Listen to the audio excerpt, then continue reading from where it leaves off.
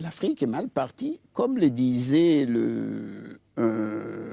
un agronome célèbre, et on dit, c'est la faute des Africains.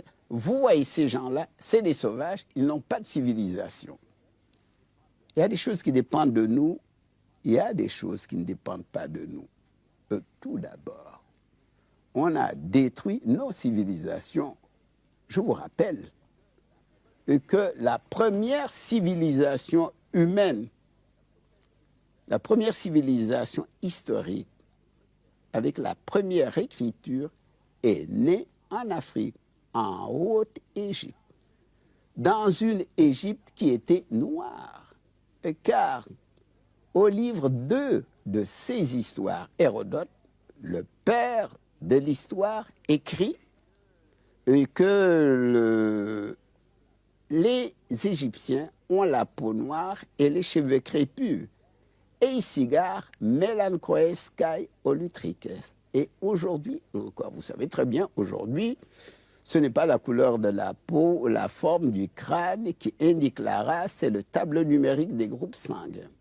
Aujourd'hui, les tableaux numériques de l'Égypte et du Sénégal sont à peu près semblables à 1 ou 2 points près. Et pourtant, l'Égypte a reçu du sang latin, du sang grec, du sang perse, du sang hittite, etc., etc. Donc, et vous savez, aujourd'hui encore, et que l'esthétique du XXe siècle porte la marque de l'art nègre. Et aujourd'hui, la musique contemporaine a été influencée par la musique noire, par le détour du jazz. La danse, aujourd'hui, Béjart, que vous avez vu, est en train de révolutionner le ballet, n'est-ce pas?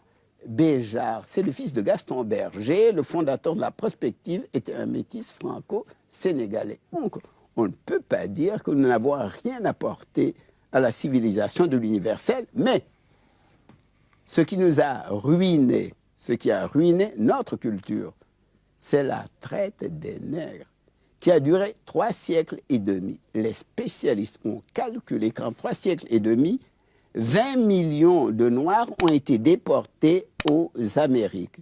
Et comme il y avait pour 1 million de déportés, pour un déporté 10 tués, il y a eu 200 millions de morts.